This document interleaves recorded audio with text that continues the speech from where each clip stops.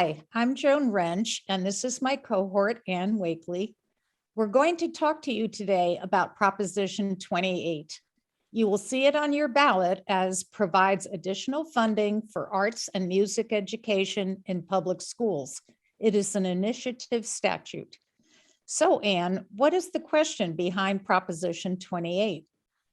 The question is, shall the state provide an additional source of annual funding for public schools, including charter schools, to supplement arts education programs for preschool and K-12 students?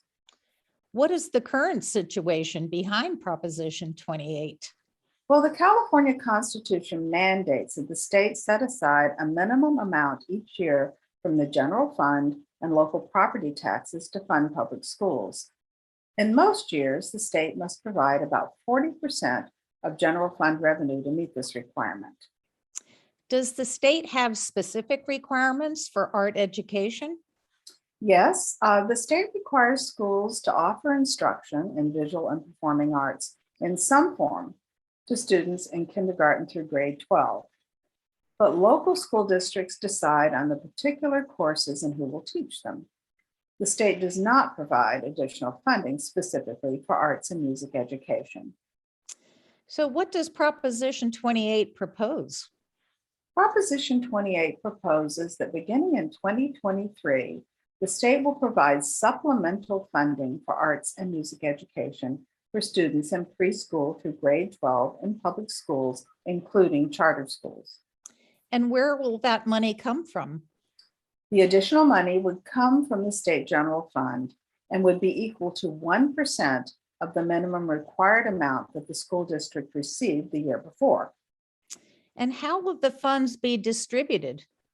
The funds would be distributed according to a formula based on enrollment. Also, schools with a higher percentage of economically disadvantaged students would receive more money. 80% of this extra funding must be used to hire arts teaching staff, with an exception made for school districts and charter schools with fewer than 500 students. The remaining 20% is for materials and programs. The school principal or program director decides on how funds are spent. Is there any reporting required? Yes, school districts must report to the state annually and certify that the extra funding was spent on arts education. And what are the fiscal effects? Proposition 28 would increase state costs by about $1 billion annually beginning next year. This amount is less than 0.5% of the state's total general fund budget. So what do supporters say about Prop 28? Supporters say that only 1 in 5 California schools has a dedicated teacher for arts and music programs. They also say Proposition 28 will benefit all students, especially students from communities of color, who often experience a lack of access to arts and music education, and it does not raise taxes. And what do the opponents say?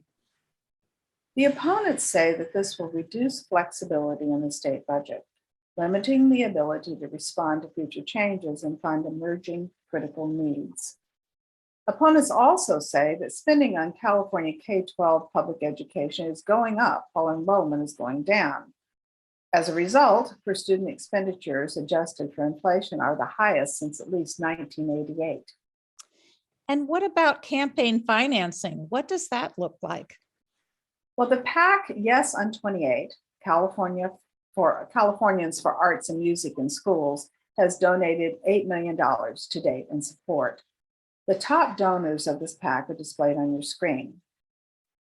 At this point, no organized opposition has been declared.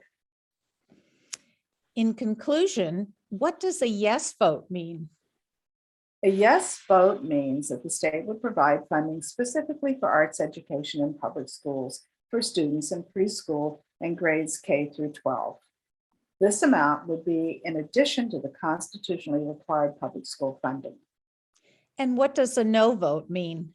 A no vote means that funding for arts education in public schools will continue to depend on state and local budget decisions. Thank you, Ann. Of course, Joan.